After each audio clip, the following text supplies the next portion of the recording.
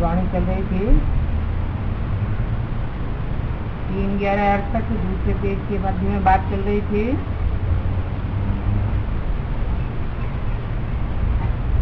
अभी तुम बच्चे समझते हो हम बाबा के पास आए हैं और ये बाबा ही हमको पढ़ाते हैं,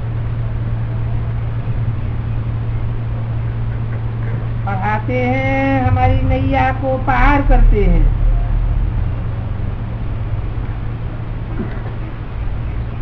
क्योंकि ये नैया बहुत पुरानी हो गई है, तो कहते हैं इनको पार लगाओ।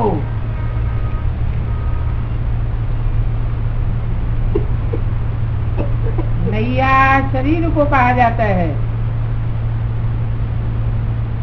और शरीर रूपी नैया में आत्मा रूपी बिठैया काम कर रहा है।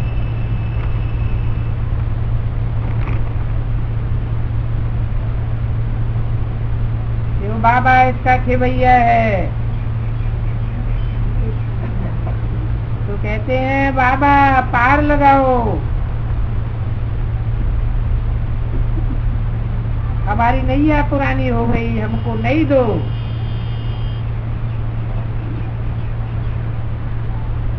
जो नैया पुरानी हो जाती है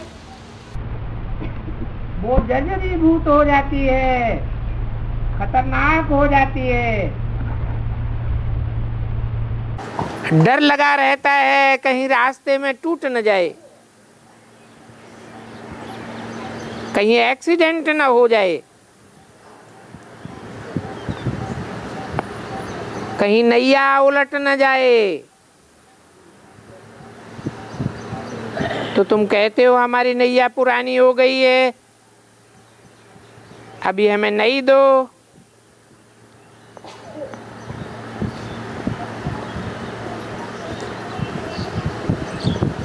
इनको भी नैया कहते हैं।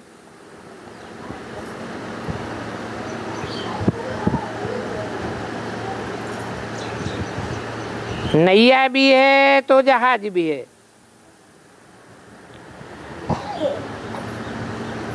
बच्चे कहते हैं बाबा हमको तो ऐसे लक्ष्मी नारायण जैसे बस चाहिए। तो आत्मा कहती है ना, बाप कहते हैं मीठे मीठे बच्चों स्वर्गवासी बनना चाहते हो, तुम जानते हो कि हर 5000 वर्ष के बाद तुम्हारा ये कपड़ा पुराना होता है। ये तुम्हारा शरीर कपड़ा भी है, नैया भी है, तो फिर मैं नया कपड़ा देता हूं। परंतु ये तुम्हारा आसुरी चोला है, आत्मा ही असुर बन गई है।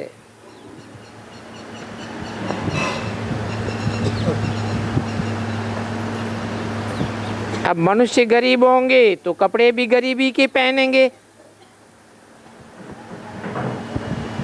साहूकार होगा तो कपड़ा भी साहूकारी का होगा। ये बातें अभी तुम समझते हो।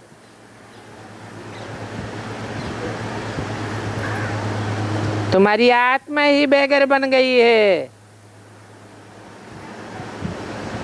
पहले तुम कितने साहूकार थे, अभी तुम यहाँ बाबा के पास आते हो तो तुमको नशा चढ़ता है कि हम किसके पास बैठे हैं। वहां अपने सेंटर पर बैठते हो तो तुमको ये बात सुना नहीं आती है।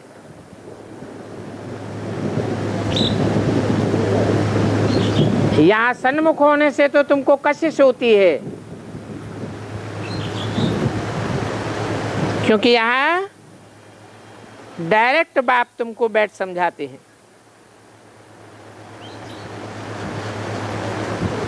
वहां अपने अपने सेंटर में समझावेंगे तो बुद्धि योग कहाँ न कहाँ भागता जाएगा।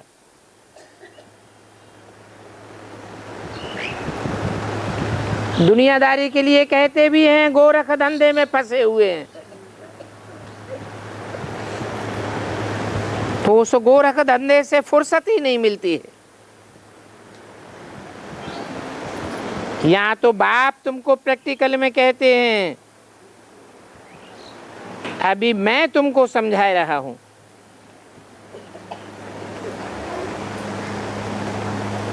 तो समझो कि बाबा हमको इस मुख द्वारा समझाते हैं।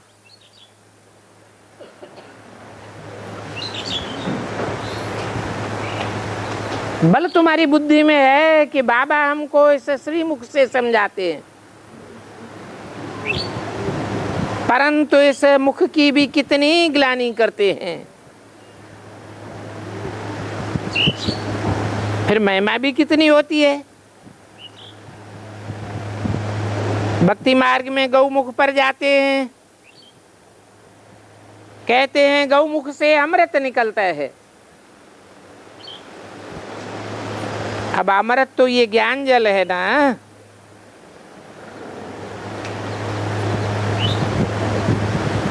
गौमुख पर जाने के लिए कितने धक्के खाते हैं और कितनी मेहनत से जाते हैं।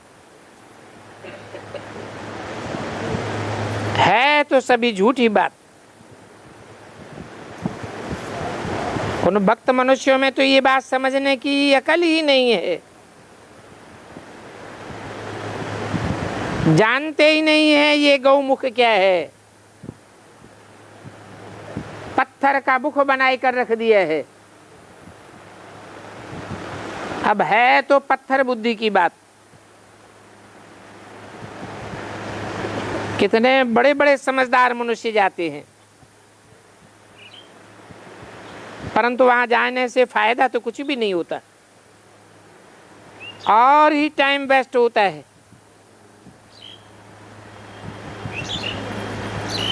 अभी बाप कहते हैं ज्ञान सूर्य प्रगटा ज्ञान अंधेर विनाश। वो जड़ सूर्य तो उदय होता है तो जड़ प्रकाश करता है। ये तो ज्ञान प्रकाश की बात है। ज्ञान सूर्य उदय होता है तो 84 जन्मों को देखने में आ जाता है। इसमें तो बहुत फायदा है। उस सूर्य को देखने में तो कोई फायदा नहीं। और ये तुम जानते हो कि फायदा तो पढ़ाई से होता है, कोई देखने मात्र से फायदा नहीं हो जाता है। गीता में पढ़ाई की बात है। गीता में कोई हठयोग आदि की बात नहीं है। वो मनुष्य गुरु तो हठयोग सिखाते हैं। यहाँ तो ज्ञान भी सहज देते हैं और राजयोग भी सहज है। अपन को आत्मा समझ बाप को याद करो।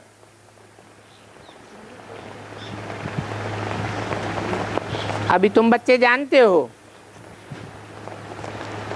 कि तुम यहाँ राजाई लेने के लिए आए हुए हो। राजयोग से ही राजाई मिलती है। 3 नवंबर 68 की वाणी का 3रा पेज। तुम जानते हो इस आसुरी दुनिया में तो कितनी लड़ाई झगड़े मारा मारी आदि है।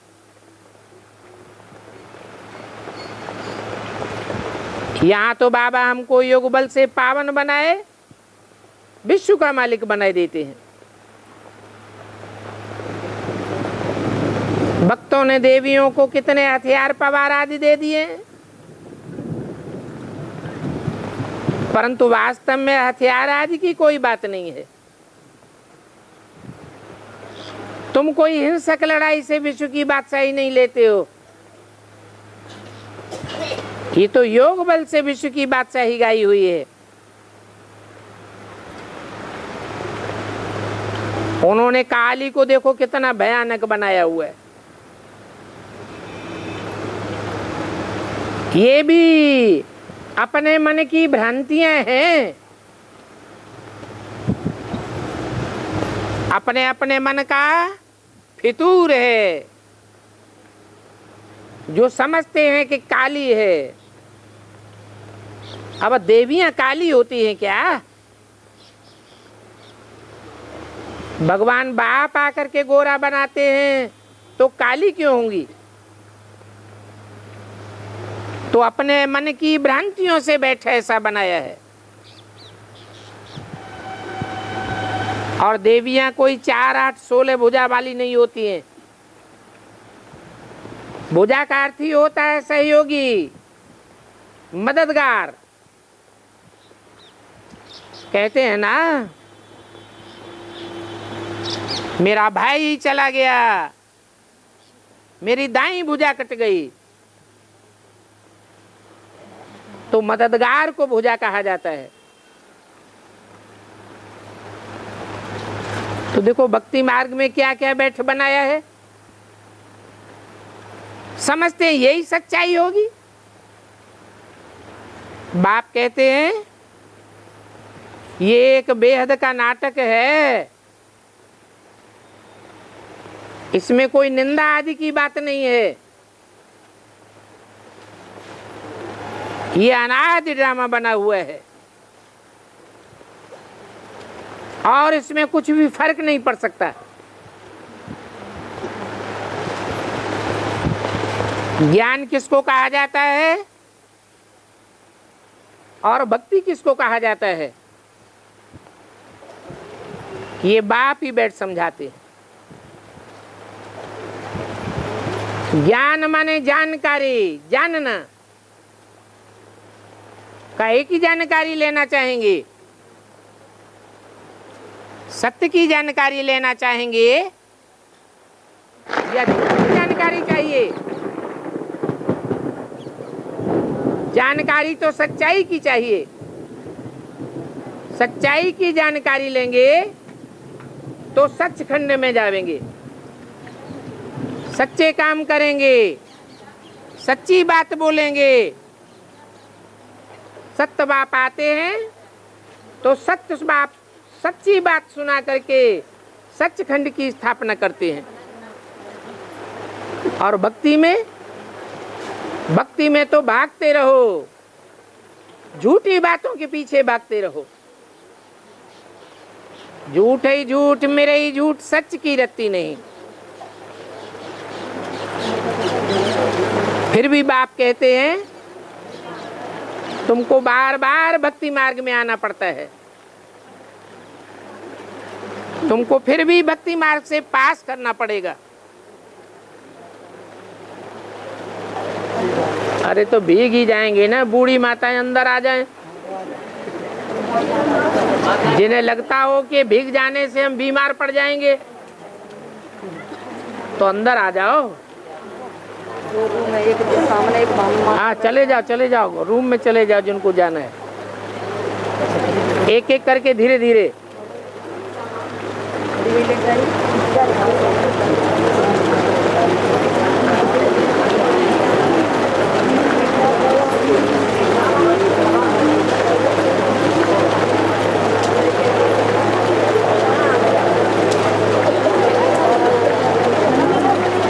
ऐसे भी नहीं है कि तुम 84 का चक्कर लगाते लगाते नीचे आते हो। नहीं, ये तो बना बनाया ड्रामा है, इसमें कोई फर्क नहीं पड़ सकता। इसको अनादि ड्रामा कहा जाता है। और ड्रामा बड़ा अच्छा है। कभी दिमाग में ये बात नहीं आनी चाहिए ये ड्रामा कैसा बनाया है। ये तो बहुत दुखदाई है। नहीं, अब 1-2 के ऊपर लगा दे उससे क्या होगा?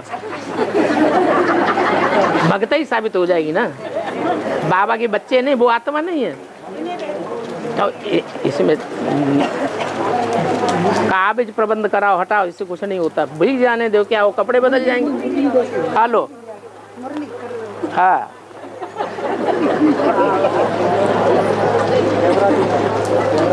भक्ति मार्ग में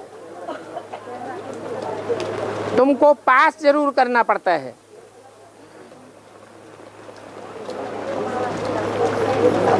ये भक्ति मार्ग की बात और ज्ञान मार्ग की बात, ये अंतर बाप ही बैठ समझाते हैं। ड्रामा के राज को समझने से तुम विश्व के मालिक बन जाते हो, ये भी एक वंडरफुल बात है कि भक्ति कैसे चलती है और ज्ञान कैसे चलता है। भक्ति चलती है 2500 वर्ष और ज्ञान चलता है सिर्फ संगम युग में।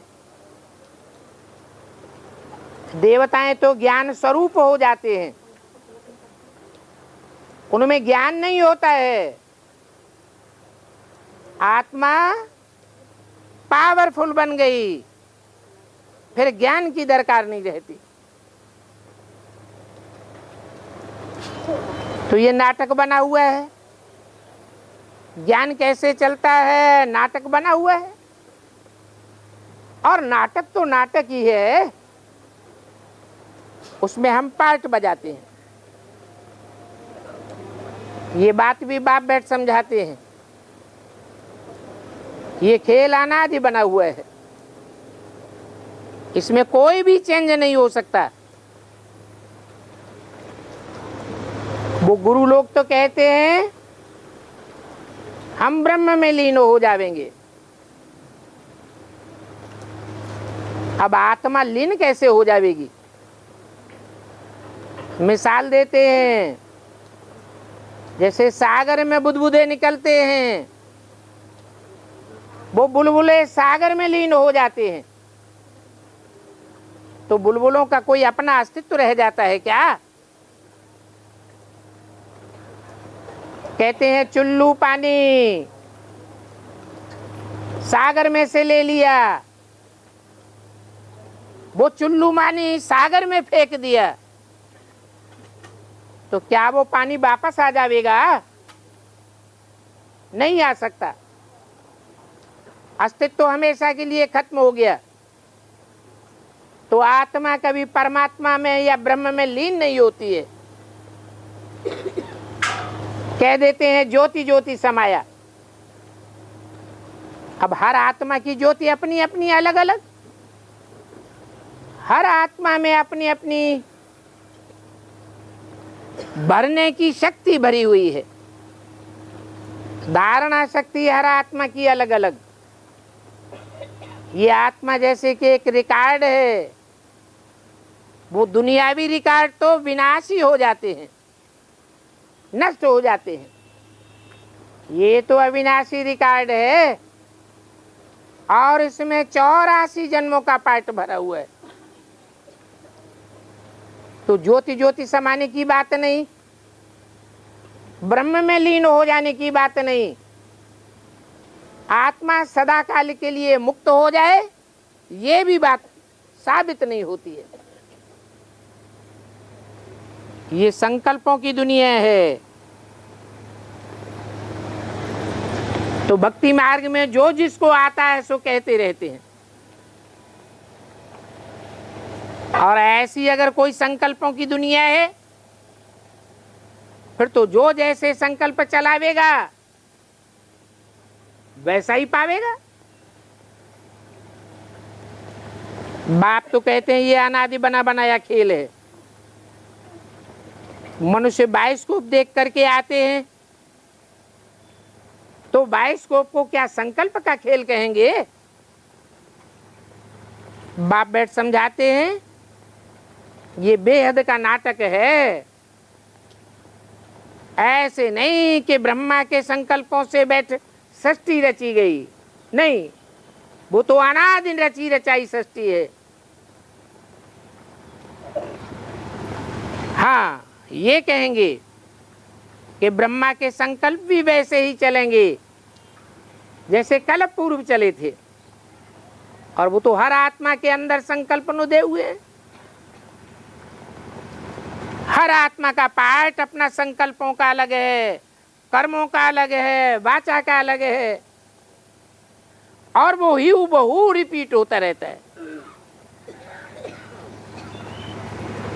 तो ये रिपीटेशन की नॉलेज भी बाप आकर देते हैं, क्योंकि बाप ही नॉलेजफुल है। वो मनुष्य सृष्टि का बीज है, वो चैतन्य है। बोलते चालते को चैतन्य कहा जाता है। इस बीज को सारी नॉलेज है। मनुष्यों ने तो लाखों वर्ष आयु दिखा दी है। बाप कहते हैं सृष्टि की इतनी आयु थोड़ी ही हो सकती है। बायोस्कोप भी कोई लाखों वर्ष का थोड़ा ही होता है। अगर लाखों वर्ष का हो तो कोई की बुद्धि में बैठ भी नहीं सकता। तो ये गपोड़े लगाए हैं। तुम तो सारा वर्णन करते हो, और लाखों वर्ष की बात हो तो वर्णन भी कैसे करेंगे। वो सभी भक्ति मार्ग की बातें हैं, जिनका कोई भी आगा पीछा नहीं है। बाप तो सिद्ध करके बताते हैं ये 2500 वर्ष का नाटक है।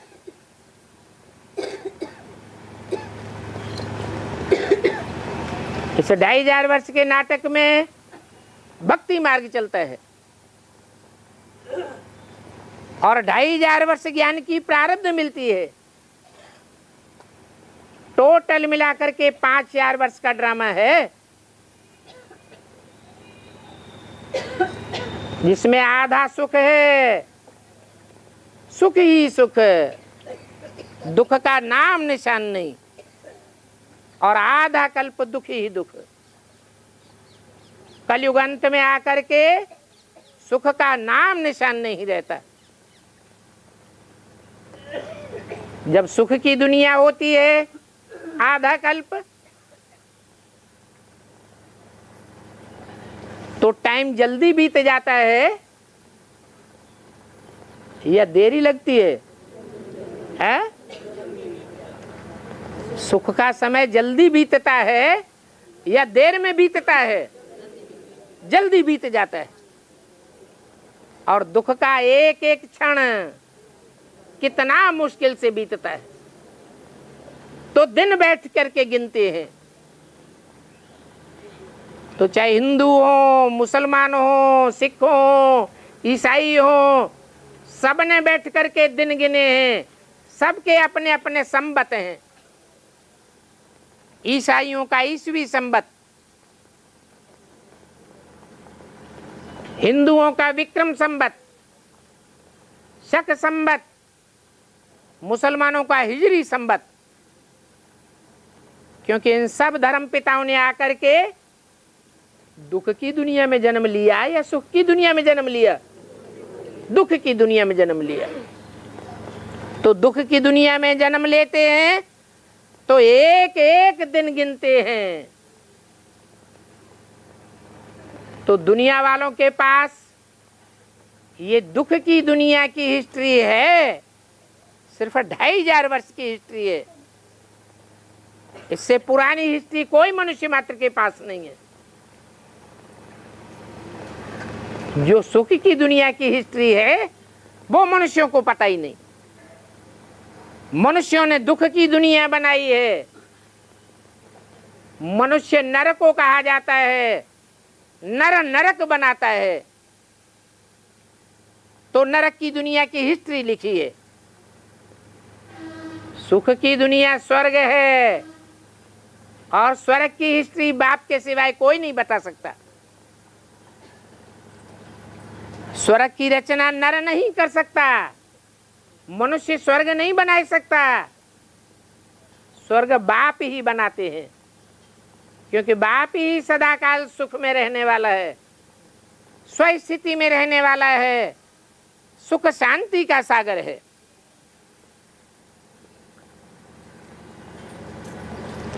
तो बाप कहते हैं तुमने ही भक्ति मार्ग का पार्ट बजाया है, और ऐसे ऐसे भक्ति मार्ग में पार्ट बजाते बजाते दुख भोगते भोगते अभी अंत में आ गए हो। ये सारा मनुष्यों का झाड़ पुराना जर्जरीभूत अवस्था को पाया हुआ है।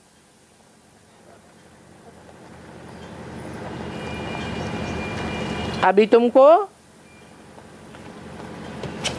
वहां जाना है जहां इस दुनिया का, दुख की दुनिया का कोई भी गम नहीं रहेगा।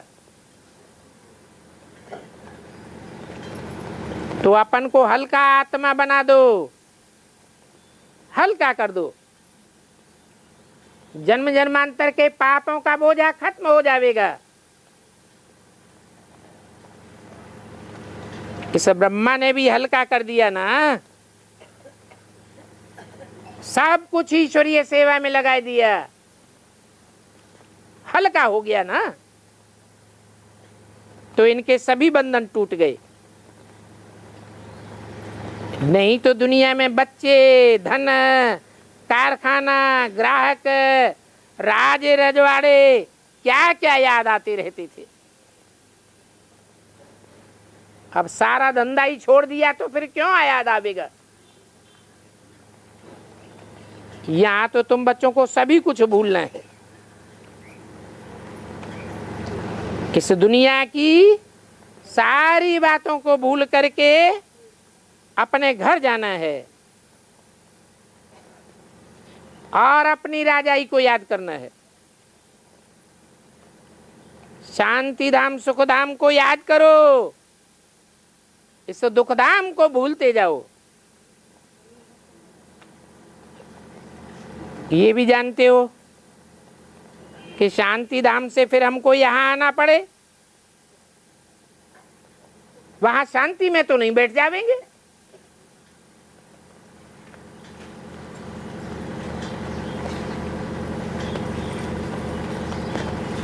शांति में रहना जरूरी है या सुख शांति दोनों में रहना जरूरी है। आत्मा की चाहना क्या है? किसी को बुखार आता है, उसको रसगुल्ला दे दो तो खाने की दिल होगी। तो सुख की चाहना पहले या शांति की चाहना पहले? हर मनुष्य आत्मा पहले शांति चाहती है। जब बुखार उतर गया, अशांति खत्म हो गई, तब फिर कहते हैं हमको सुख चाहिए, भोजन चाहिए, अच्छा अच्छा खाना पीना चाहिए। तो पहले आत्मा शांति धाम जाती है, शांति का अनुभव करती है, बाद में सुख में आना पड़े।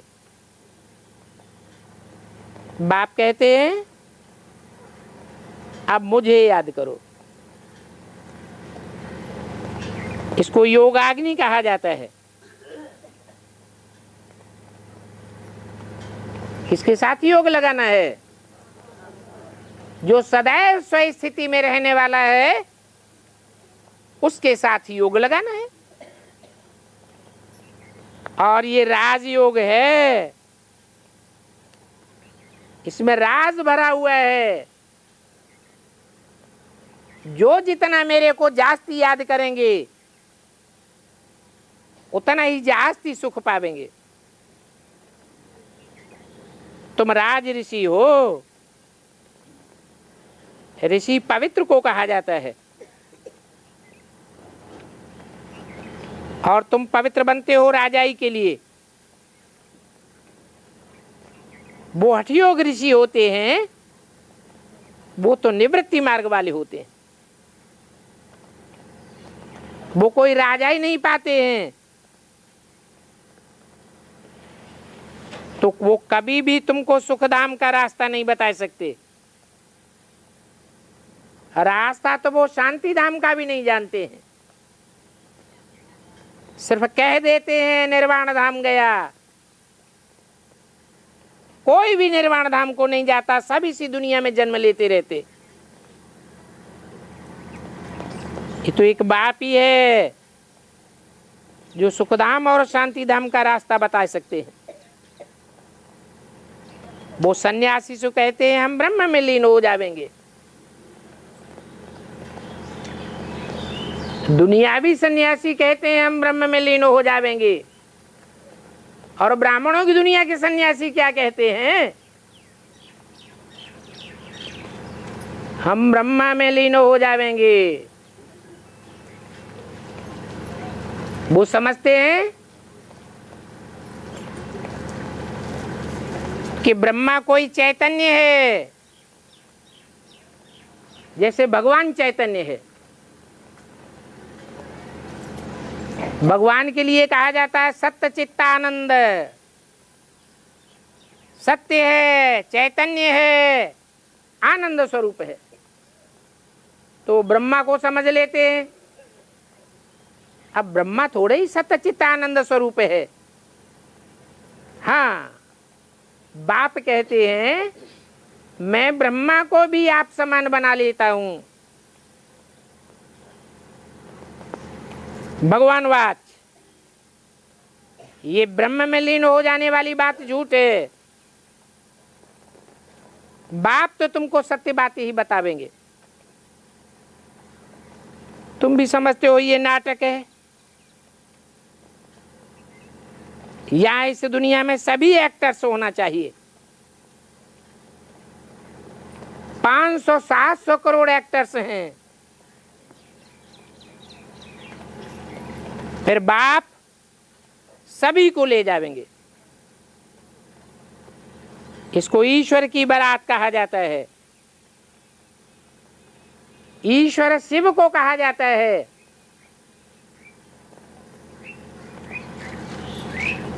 बाप आत्मा रूपी बच्चों को अपने घर ले जाएंगे। वहां बाप और बच्चे रहते हैं। तो बाप कहते हैं तुम मुझे दुख में याद करते हो। दुख की दुनिया में तुम बाप को याद करते हो, परंतु बाप को जानते नहीं थे। अभी भी तुम बाप को याद करते हो, परंतु अभी तो तुम बाप को जानते हो।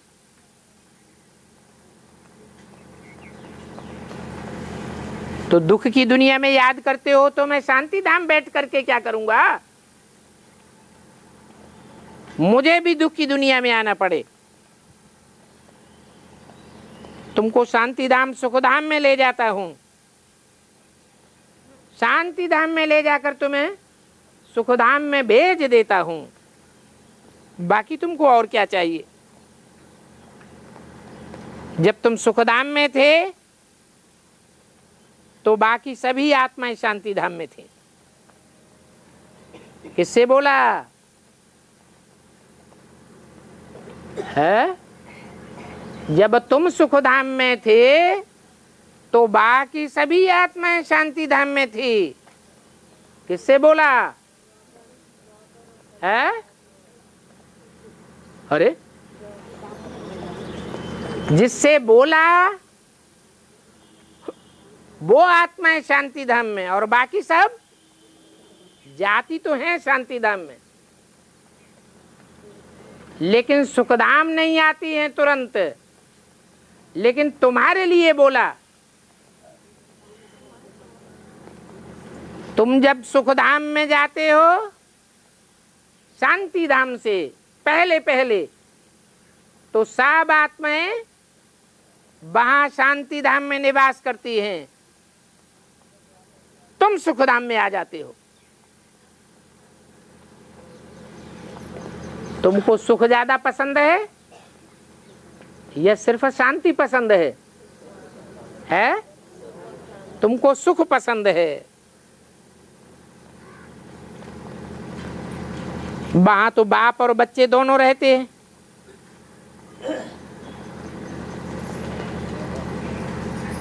तो देखो वहां से नंबरवार आत्माएं इस दुनिया में आती हैं।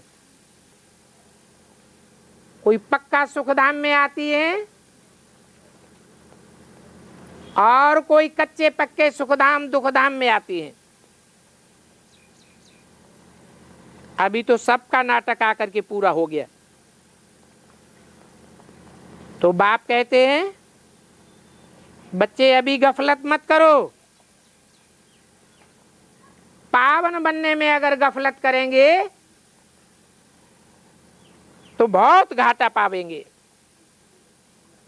पावन तो जरूर बनना पड़े, चाहे पहले पावन बन जाओ या बाद में पावन बनो। अपने पुरुषार्थ से पावन बनो या धर्मराज की सजाओं से पावन बनो या तो कर्म भोग से पावन बनो। क्या अच्छा लगता है? अपने पुरुषार्थ से पावन बनेंगे तो घाटा नहीं रहेगा। ये तो जानते हो अबलाओं पर अत्याचार गाए हुए हैं। तब तो द्रौपदी ने पुकारा है ना। अभी तुम सभी द्रौपदियां हो और वो सभी दुशासन हैं।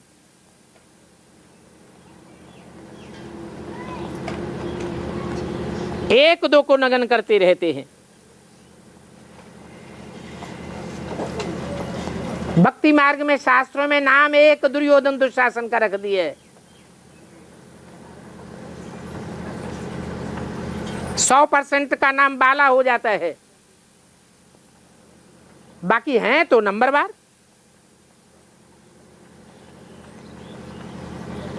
द्रौपदियां ढेर की ढेर पुकारती हैं,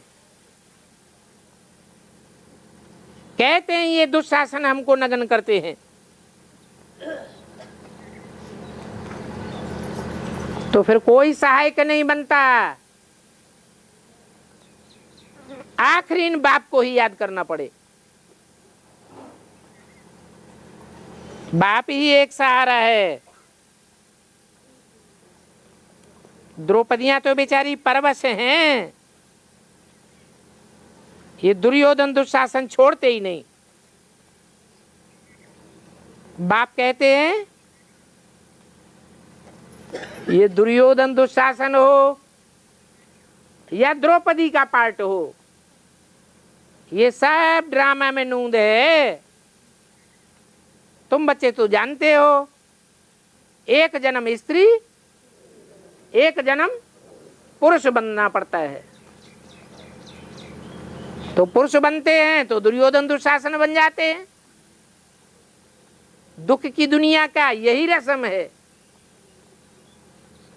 सुख की दुनिया में तो दुर्योधन दुशासन होते ही नहीं। तो बाप कहते हैं ये ड्रामा अनुसार वो ही पार्ट बज रहा है, इसमें कोई का दोष नहीं है। तुम्हारे लिए ड्रामा बना हुआ है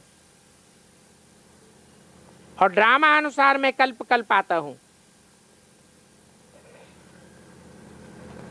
तुमको नई दुनिया में चलना है ना, तो नई दुनिया और पुरानी दुनिया की आयु एक्यूरेट है, आधा आधा है। 1 सेकंड का भी फर्क नहीं पड़ सकता। और तुम्हारे पार्ट में भी 1 सेकंड का फर्क नहीं पड़ सकता। ये बातें बाप बैठ सन्मुख समझाते हैं। कहते हैं मीठे मीठे बच्चों अब पावन बनो, क्योंकि पढ़ाई बहुत ऊंच पढ़ाते हैं। ये लक्ष्मी नारायण बनने की पढ़ाई है। इस बाबा को भी पढ़ा करके भविष्य में ये लक्ष्मी नारायण बनावेंगे। भी क्यों लगा दिया है? किस बाबा के लिए बोला? ब्रह्मा बाबा के लिए बोला, क्योंकि वाणी तो 68 की है। तो इनको भी पढ़ा करके ये लक्ष्मी नारायण बाद में बनावेंगे। भविष्य में। तो ये भी क्यों लगाया हुआ है? पहले इनको बनावेंगे या पहले तुमको बनावेंगे? है? पहले तुमको बनावेंगे, क्योंकि तुमसे बात करते हैं, ये तो बीच में सुन लेते हैं। इनको नहीं पढ़ाता हूं। किनको पढ़ाता हूं? तुमको पढ़ाता हूं।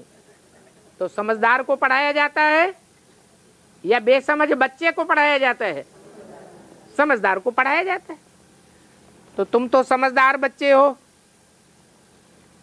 समझदार का काम है काम पहले पूरा करके दिखाना। बच्चे कहते हैं, बाबा आप तो पढ़ा करके कल्प कल्प हमको ये लक्ष्मी नारायण बनाते हो। 3/11/68 की वाणी का 4था पेज। तुम जानते हो ये हमारी अहम अव्यक्त है।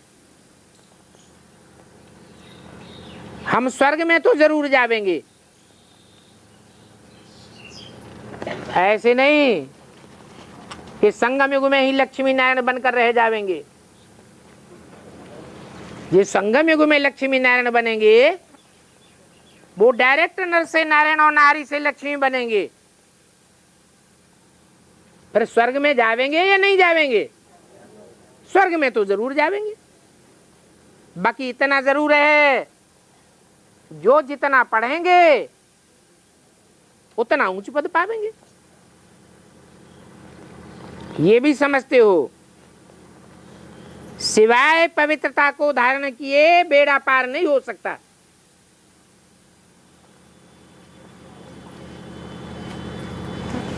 परंतु बांधेलियां बेचारी असुरों के बंधन में हैं।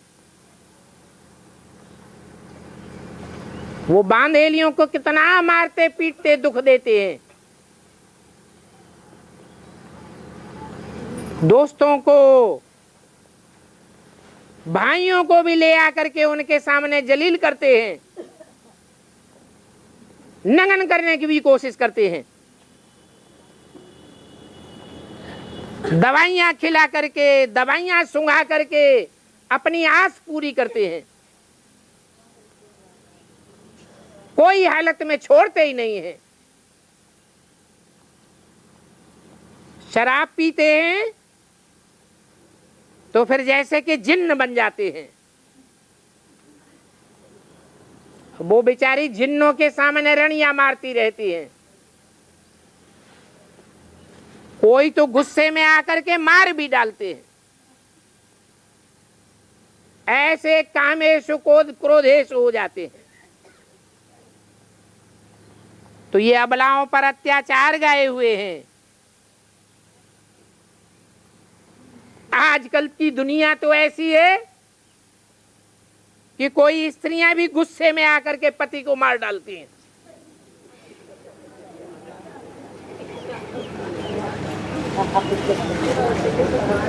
तो इसको कहा जाता है दुखधाम।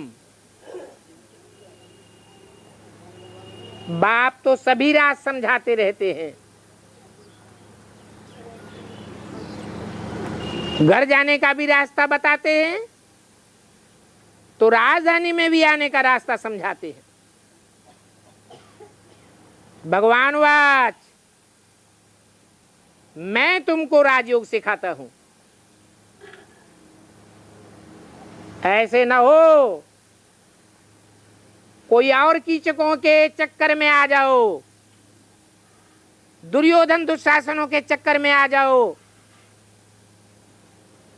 और वो तुम्हारे सामने पति परमेश्वर भगवान बन करके बैठ जाएं, राजयोग सिखाने लग पड़े।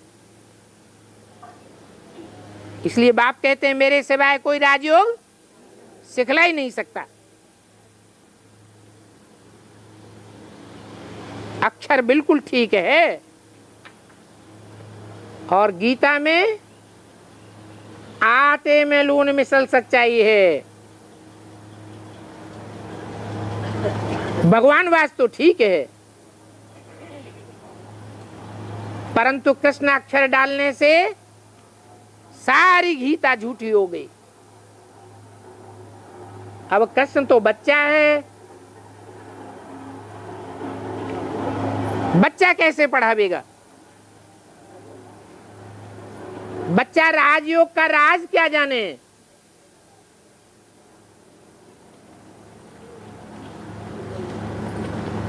भगवान कृष्ण को नहीं कहा जाता।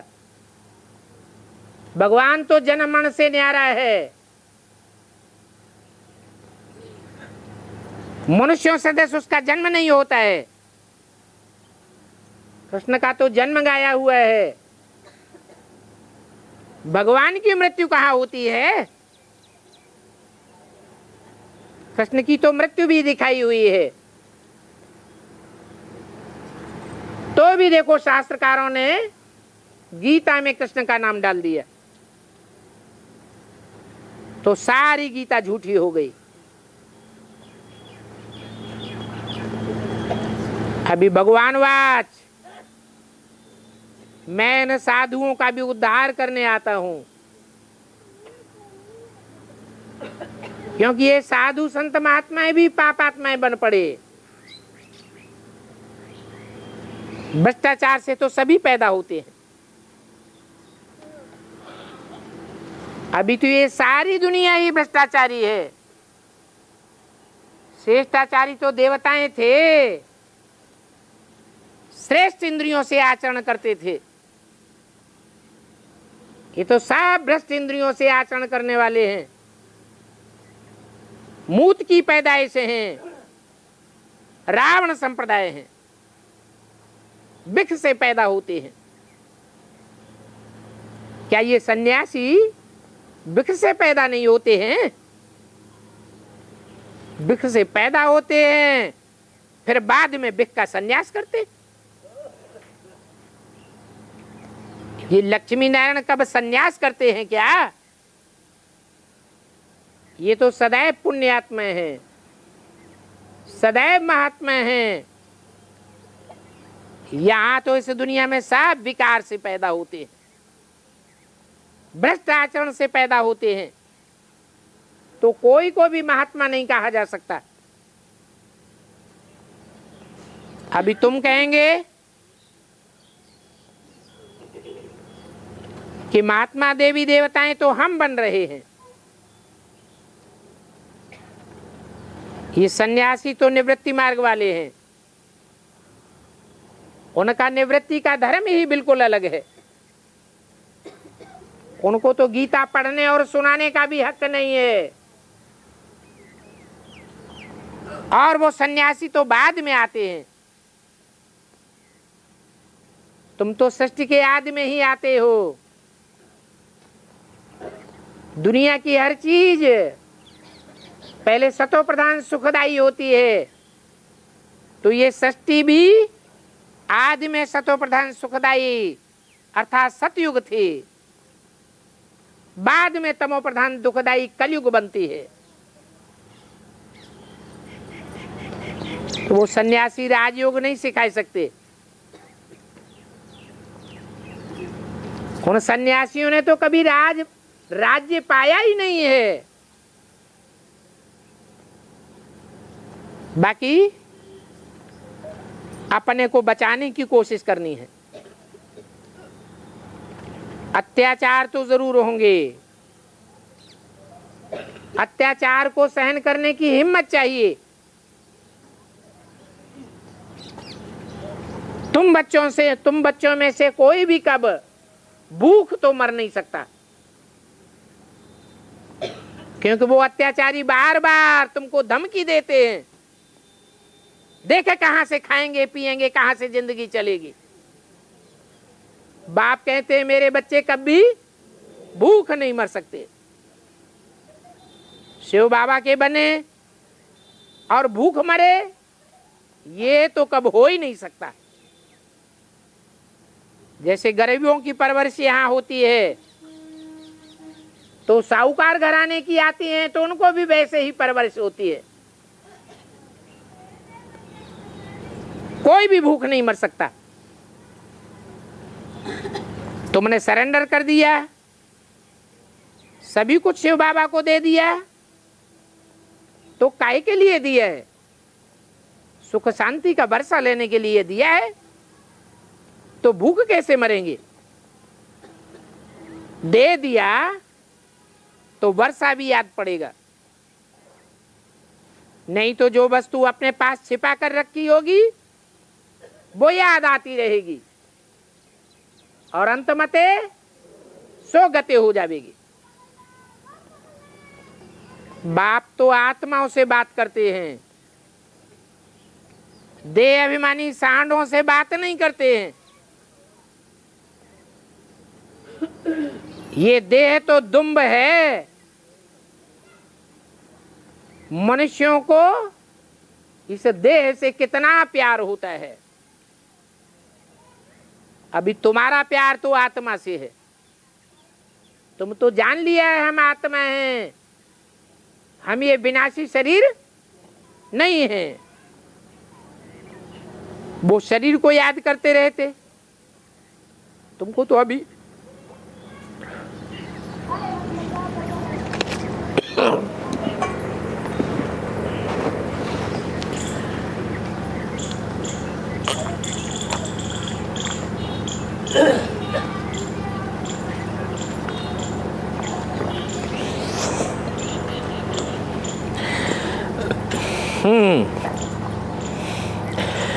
तुमको तो अभी शिक्षा मिलती है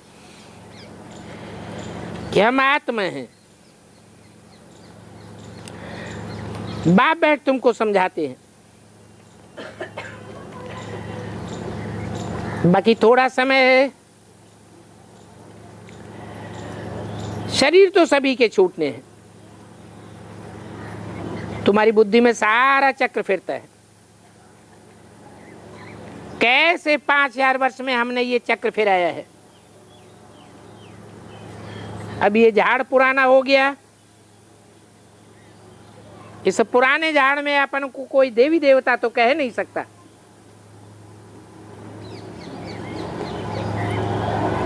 हैं तो बरोबर आदि सनातन देवी देवता धर्म के, परंतु पतित होने के कारण अपन को देवता कोई नहीं कह सकता। तुम पूछते हो हिंदू धर्म कहां से आया? इन लक्ष्मी नारायण का देवी देवता धर्म किसने स्थापन किया? परंतु बतावे का कौन? किसको पता ही नहीं है। कोई भी बता ही नहीं सकता कि इन्हों का ये धर्म किसने स्थापन किया। कोई जानते ही नहीं है। अभी तुमको तो बाप बैठ समझाते हैं कि इन्होंने कैसे राजभाग पाया है।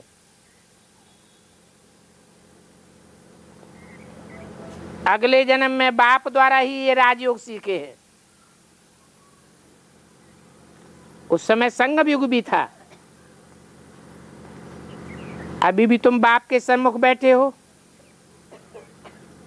तुमको बड़ी खुशी होती है। शिव बाबा हमको सम्मुख में बैठ करके सभी बातें समझाते हैं। फिर कल्प कल्प ऐसे ही चक्कर फिरता रहेगा।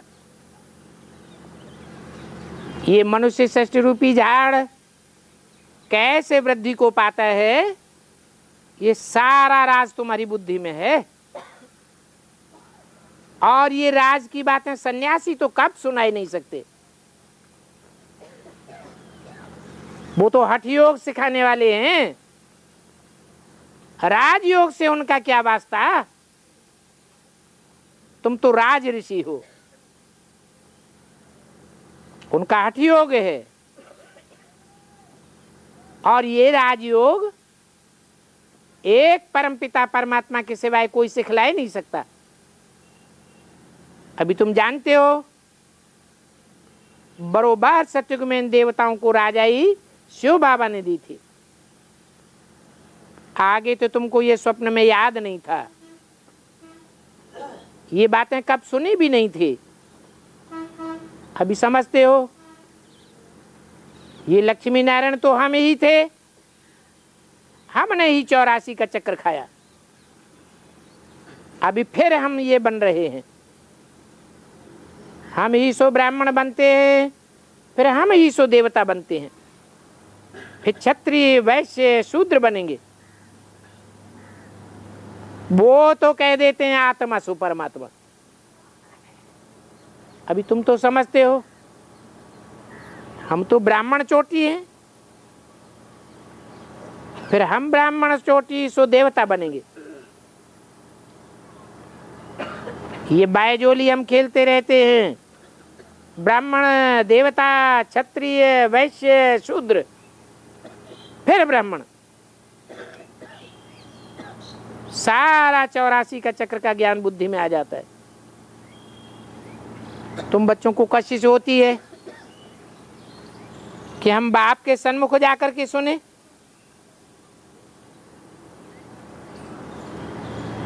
सन्मुख जाकर के बाप के गरम गरम फुलका खावे। गरमा गरम खाते हो तो सारा पच जाता है ना, कितना मजा आता है। वहां तुम जो जाकर सुनते हो अपने घर में या सेंटर में, वहां तो बासी हो जाता है। बाबा के पास आकर के तुमको ताजा ताजा फुलका मिलता है। और जिनको गरम फुलके में मजा आ जाता है वो फिर घड़ी घड़ी भागते हैं। और फुलके में तो बड़ा ही मजा है। सच पूछो तो मेरे को तो बहुत मजा आता है। किनको है? ब्रह्मा बाबा को। उन्होंने गरम गरम फुलका खाया क्या है कि ठंडा खाया है? उनकी बुद्धि जामड़ी रही, बर्फ रही, हिमालय का पार्ट बजाया, पार्वती के बाप का पार्ट बजाया, या गरम बुद्धि रही हिमालय का पार्ट बजाया, बुद्धि ठंडी जामड़ी होकर के रही। तो गरम गरम फुलका कहाँ खाया? कहते हैं मैं भी गरम गरम फुलका खाता हूं। कब? ब्रह्मा को चंद्रमा कहा जाता है। चंद्रमा बाप के सर पर दिखाया गया है। तो पहले पहले किसके कान सुनते हैं? है? ब्रह्मा के कान सुनते हैं। तो कहते हैं सच पूछो तो मेरे को तो बहुत मजा आता है गरम गरम फुलका खाने में। तो गरम गरम तो सबसे जास्ती मैं खाता हूं, तो मेरे को बहुत मजा आता है। मेरे को दिल होती है मैं सारा दिन गरम गरम फुलका ही खाता रहूं, पेट नहीं फट जाएगा। अच्छा, मीठे मीठे रूहानी बच्चों को रूहानी बाप दादा का याद प्यार गुड मॉर्निंग और नमस्ते। पेट फट जाता है कि गणेश की तरह बड़ा हो जाता है।